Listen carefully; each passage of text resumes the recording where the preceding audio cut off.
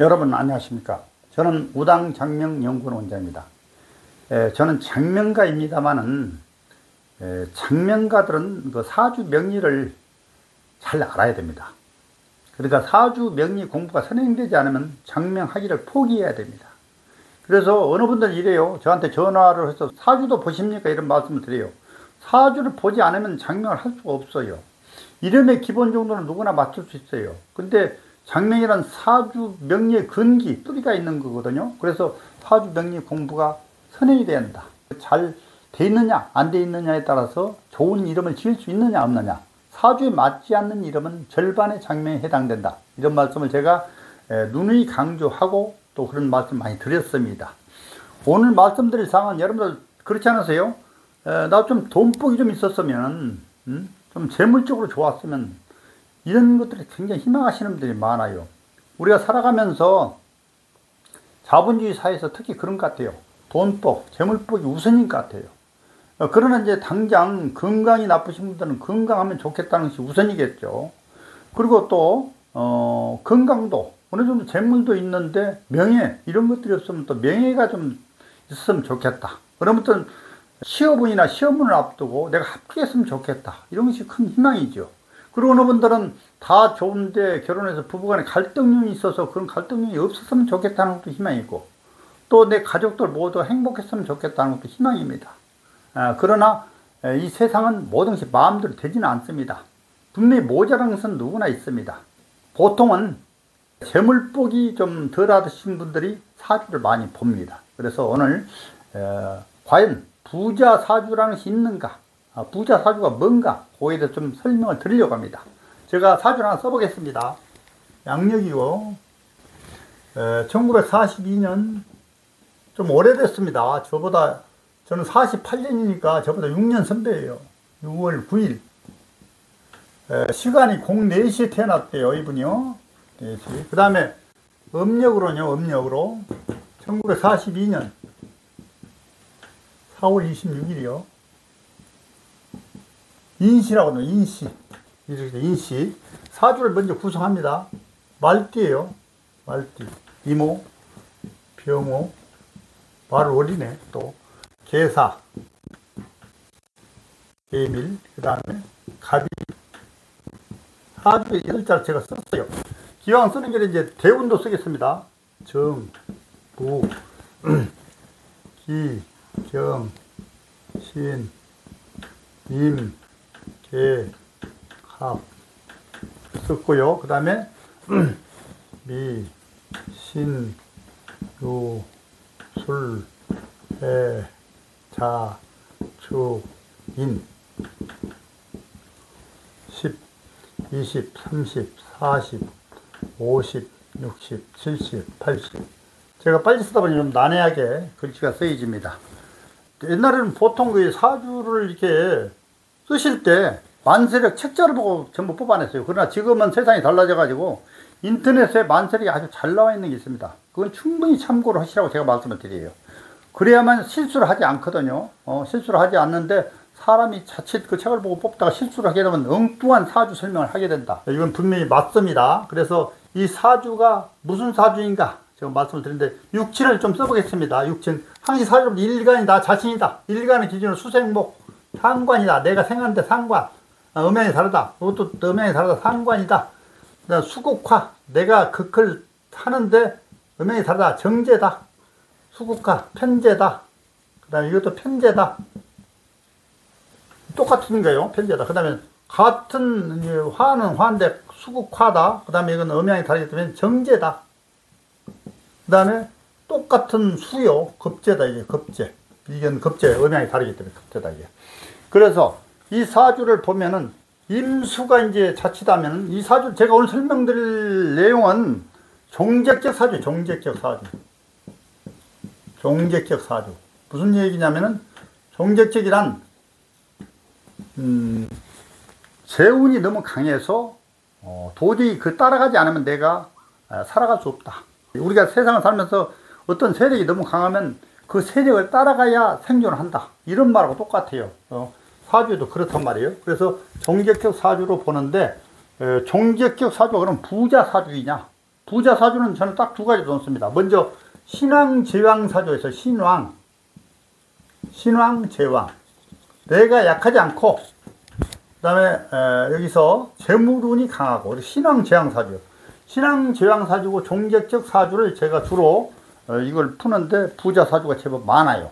그러나 종객적 사주를 하더라도 또 신왕 제왕 사주를 하더라도 대운과 세운이 어떻게 흐르냐에 따라서 틀려요. 그런데 확률은 굉장히 높습니다. 확률. 왜 확률이 높냐? 항시 사주랑시 움직이는 거예요. 내 8자는 그대로 픽스되어 있으나, 픽스되어 있죠. 8자는 픽스되어 있으나 이게 대운은 10년마다 바뀌고 세운은 매년 바뀌어요. 60갑자 좌축이면 60갑자 이렇게 계속 바뀌어간단 말이에요. 그런데 그 중에서 나를 뒷받침하는 좋은 운이 왔을 때 어떤 부를 축적하는 그런 기회가 된단 말이에요. 그래서 상당히 유리하더라. 부자 사주로 우선 저는 신앙제하고 종객적 사주가 됐으면 참 좋겠다. 근데 여기 정 반대되는 게 있어요. 제다 신약이라는 게 있어요. 제다 신약. 제다 신약. 뭔 말이냐? 사주의 재운이 강한데 내가 너무 약하다. 말하자면 재운을 감당을 못해요. 재운 감당을 못하고 그냥 산만하고 그냥 분산돼. 집중도 안 되고 그래요. 그러니까 공부도 안 되고 배움도 적고 그런 경우가 많아요. 그런데다가 남자는 쟤는 재물이기도 하지만 여자가 주변에 많은데 실속이 없어요. 그러다 보니까 결혼하더라도 여자 말 듣고 살아야 되는 그런 문제예요. 우리 이런 거 있죠. 샷다맨이라는 게 있었어요. 미장원에서 남자가 이제 샷을 올려주고 내리고 그런 경우가 대표적인 그런 경우예요. 그런데 제다 신약 사주 중에서 또 여자는 어떻게 되냐? 쟤는 이제 그 남자를 위해서 굉장히 정성을 다해서 내조를 해도 돌아오는 것이 없다. 실수 없고 또 상당히 정신적으로 이제 기를 많이 뺏기기 때문에 건강치도 못해요. 그런데다가 남녀 공이 재물은 이제 부친의 그 기세가 심해서 편모설화해서 이렇게 사는 경우가 많아요. 그래서 상당히 가정적으로도 여건이 안 좋은 사람이 많고 건강적으로 불리하다. 제다 신약이 그래요. 제다 신약 사주는 또 다시 한번 말씀. 제다 신약 사주가요. 어느 날 복권이 당첨이 됐다. 복권. 그거는 어느 날 또 제다 신약도 갑자기 좋은 대운과 세운이 왔을 때가 있어요. 그때 복권이 당첨이 됐다. 근데 제다 신약도 가만히 입을 다물고 있지를 못해요.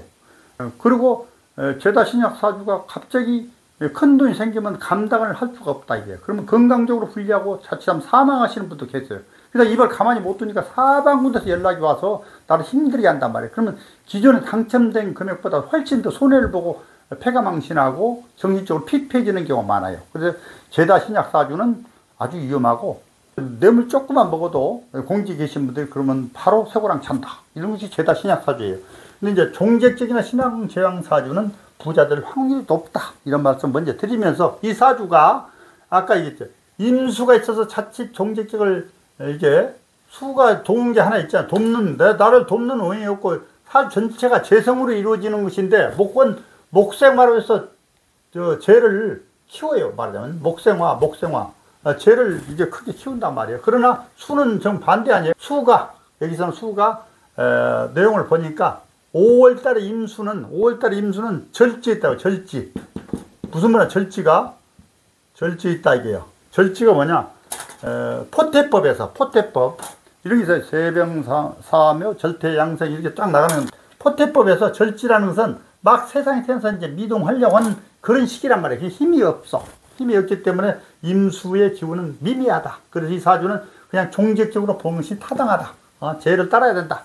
만약에 따를 수 없다는 것은 안 되죠. 우리가 중과 부적이 돼가지고 이길 수 없으니까 따라가야 된다. 이런 말씀 드려요. 그래서 아까도 말씀드린 종객적 모두 재성으로 이루어지고 일간을 방조하는 자가 없단 말이에요. 방조를 일서죠. 방조. 나를 돕는 오행이 없어요. 돕는 하나 있는 힘이 약하다고 그러고 금기운이 없잖아요. 힘이 약하다 말이에요. 그래서 방조하는 기운이 없을 때 종객적으로 본다.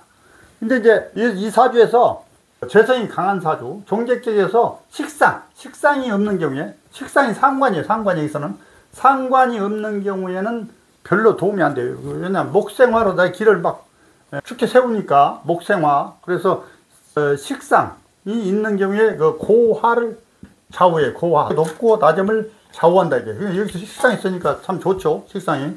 그래서 좋단 말이에요. 그래서 또 식상이 있는 경우에는 여기서 비견급제가 오면은 비견급제, 견급이라고 해요. 견급. 비견급제가 오면은 상당히 불리할 것 같아도 수생목으로 해서 수생목으로 해서 서로 유기한다고 그래요. 기가 통한다 해가지고 대흉은 면한다. 대흉은 면한다. 그렇게 돼 있어요. 그래서 이 사주에서는 일단은 종적적 사주로 보는데 대운은 뭐 정반대로 흘러가니까 그러는데 저 세운이나 이런 데서 좋은 기운이 왔을 때 상당한 부를 이루어서 말년에 해피하게 지금 잘 보내고 계신 분이다 이렇게 말씀을 드렸어요. 그런데 이제 종적적이나 제가 사주에 강한 사람 이런 기운이 있어요. 남녀를 불문하고 아버지 기운이 강하기 때문에 편모살에서 자라는 사람 많고 남자는 처에 의존하는 삶 이런 것들은 그렇더라고요. 근데 여자는 재성이 강하면 남편한테 아까 잘해줘도 보답은 별로다. 제다 신약도 그렇고 이런 종적격도 그런 기운은 있어요. 똑같이. 또 여기서 남자는 토거든요. 토인데 남자 토인데 여기서 화는 인성이 돼. 인성.